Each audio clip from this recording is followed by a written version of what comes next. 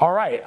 The Department of Education is closed today for security reasons following an announcement that its staff is being slashed by nearly 50%. Education Secretary Linda McMahon called it a significant step towards restoring the greatness of the U.S. education system. CBS News congressional correspondent Caitlin Huey-Burns is outside the Department of Education. So Linda McMahon weighing in, that great legal and education scholar. Caitlin, why were employees told to stay home? Hey, Vlad. Well, they were actually sent this kind of cryptic email yesterday saying you have to evacuate the building by 6 p.m. It's going to be closed again through Wednesday without really giving a reason as to why. They noted security concerns, but we've been standing out here since about 6:30 this morning, and we haven't seen any such concerns. After staff received that email, we then learned, and they then learned, that half of the staff at the agency was put on administrative leave. That's about 1,500, over 1,500 members or employees put on administrative leave. Now, the agency says that they will continue to service core programs of the department, but this is also making clear this is the first step of dismantling this agency. I mean, the president has made clear, not only while he's been in office, but over and over again on the campaign trail, that he wants to abolish the Department of Education. Linda McMahon said in an interview just yesterday that these firings are the first step in that effort.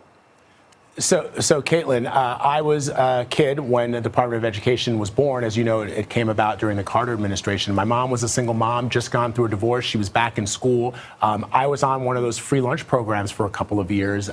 Could we be talking about the loss of programs like that are so critical? I'm just thinking back to myself and how instrumental it was to my well-being while my mother was getting back on her feet. Could programs like that be lost?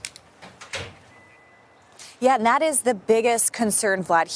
Here's what we know. First of all, to get rid of the Department of Education, you have to have Congress decide that. It was implemented by Congress, and to be taken apart has to be done by Congress. But what we're seeing here is kind of following the pattern of what we saw with USAID, another agency that abolishing that would require an act of Congress. So they're figuring out ways to kind of get around this by dismantling the agency and moving some of these programs in their plan to other agencies. So there's a lot of confusion sometimes about what the Department of Education does.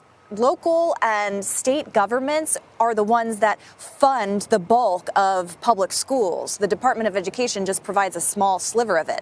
But what the department does do is provide programs that you just mentioned. Enforcing civil rights laws, servicing students with disabilities, funding those schools, funding low-income schools through Title I, administering Pell Grants and federal student loans. Those are the things that the department does. Now, in her confirmation hearing, Linda McMahon did acknowledge that Congress has to play a role if they want to abolish it altogether. But she did say that some of those key programs, like students with disabilities and others, would be moved to different agencies. So there are a lot of questions about what that would actually look like and whether those programs would be serviced the same way they are through this agency.